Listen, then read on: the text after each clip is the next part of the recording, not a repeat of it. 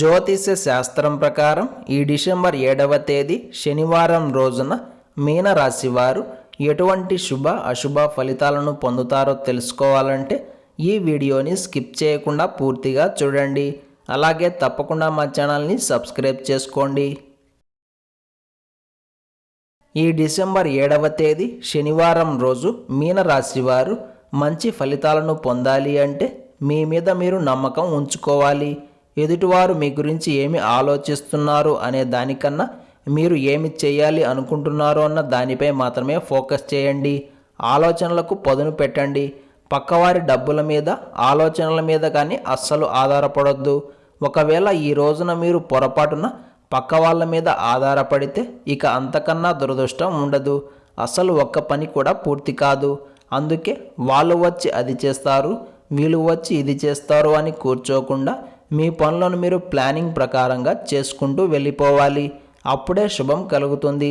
ఇక్కడ మీకు ఒక మంచి శుభవార్త కూడా ఉంది. ఈ రోజున మీ పనులకు ఆటంకాలు కలిగే అవకాశం అయితే లేదు.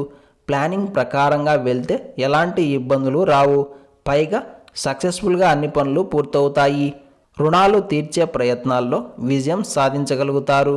అలాగే మొండికి దిగిన పనులు ఇప్పటి వరకు పూర్తి కాక మూలన పడిన పనులు ఏవైనా ఉంటే వాటిని తిరిగి ప్రారంభం చేయడానికి కాలం అనుకూలంగా ఉంది. వాహన యోగాన్ని గ్రహస్థితి సూచిస్తూ ఉంది. బాగా ఆలోచిస్తారు, నిదానంగా నిర్ణయాలు తీసుకుంటారు. పెద్దవాళ్ళతో కలిసి చర్చలు జరపడానికి కాలం బాగుంది.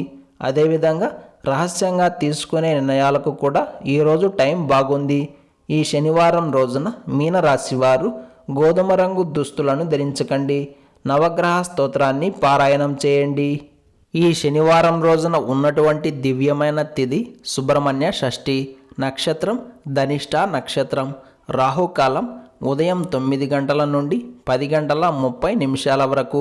యమగండం మధ్యాహ్నం 1 గంట 30 నిమిషాల నుండి 3 గంటల వరకు. అలాగే ఈ రోజు యొక్క శుభ సమయాలు ఉదయం 11 గంటల నుండి 12 గంటల వరకు. సూర్యోదయం ఉదయం 6 గంటల 15 నిమిషాలకు. సూర్యాస్తమయం సాయంత్రం 5 గంటల 42 నిమిషాలకు.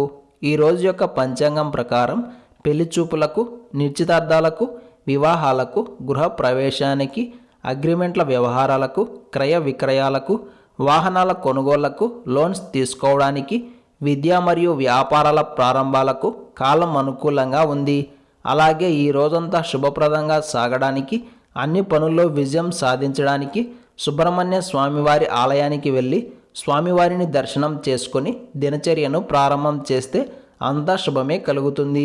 వీలు కుదరని వారు కనీసం సుబ్రహ్మణ్య అష్టకాన్ని పారాయణం చేయండి.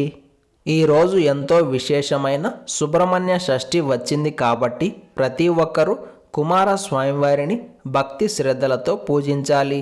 ఈ రోజున ఎవరైతే విశేషంగా సుబ్రహ్మణ్య స్వామివారిని ఆరాధన చేస్తారో వారికి శత్రు భయం పోతుంది.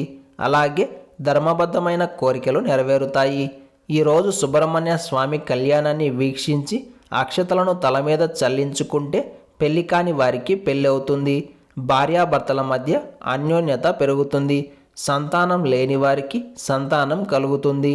ఈ శనివారం రోజు ప్రతి ఒక్కరూ ఓం సుబ్రహ్మణ్యాయ నమః అనే మంత్రాన్ని పదే పదే జపిస్తూ ఉండాలి.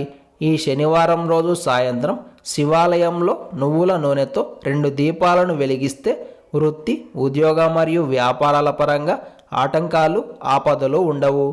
నిద్రపోతూ ఉన్నప్పుడు ఎవరో మీదకు వచ్చి కూర్చున్నట్లుగా అనిపిస్తోందా? లేకపోతే మీ పక్కనే ఎవరో నడుస్తున్నారో అనిపిస్తోందా?